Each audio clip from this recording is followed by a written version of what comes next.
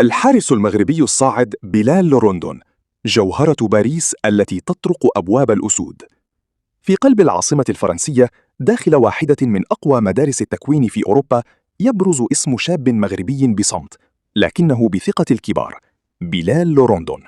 حارس مرمى بطول فارع 193 سنتيمتراً وأسلوب حديث، يصنف اليوم ضمن أبرز المواهب الصاعدة في مركز حراسة المرمى داخل نادي باريس سان جيرمان. بداية الحلم من ضواحي باريس إلى مصنع النجوم. ولد بلال لوروندون يوم 15 فبراير 2006 بمدينة غونس الفرنسية من أم مغربية وأب فرنسي، ونشأ كروياً داخل مدرسة تكوين باريس سان جيرمان، أحد أقوى مراكز التكوين في أوروبا.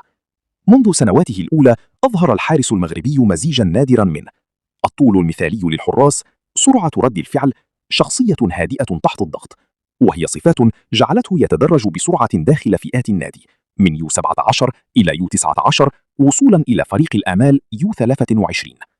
شارك في منافسات قوية مثل الدوري الفرنسي للشباب U19، دوري أبطال أوروبا للشباب يوفا يوث ليج. اختيار القلب، تمثيل المغرب بدل فرنسا. رغم نشأته في فرنسا، اختار لوروندون حمل قميص المغرب ليلتحق بمنتخب المغرب U20 في خطوة تعكس توجه العديد من المواهب ذات الأصول المغربية نحو تمثيل أسود الأطلس. هذا الاختيار لم يكن عاطفياً فقط، بل استراتيجياً أيضاً.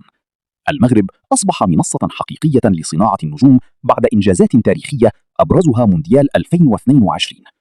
حارس عصري وليس تقليدياً، لوروندون ليس مجرد حارس يقف بين القائمين، بل يمثل الجيل الجديد من الحراس. اللعب بالقدم، قادر على بدء الهجمات من الخلف بثقة. الخروج الهوائي، قوي في الكرات العالية بفضل طوله.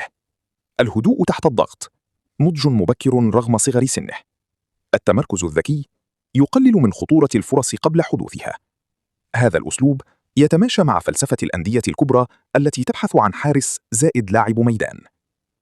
ثقة باريس، وعقد حتى 2026. نادي باريس سان جيرمان جدد ثقته في الحارس المغربي بعقد يمتد حتى يونيو 2026 ضمن مشروع يعتمد على المواهب الشابة.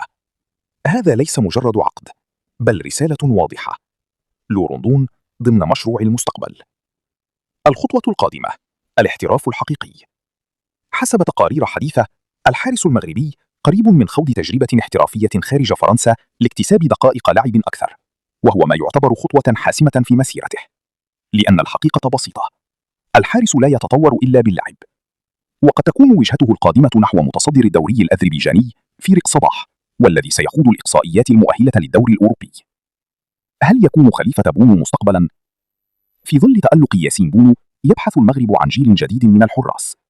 بلال لوروندون يملك كل المقومات ليكون ضمن هذا الجيل: التكوين الأوروبي، الشخصية الهادئة، الإمكانيات البدنية العالية. لكن الطريق ما زال طويلاً، ويتطلب دقائق لعب، تجربة احترافية، استمرارية.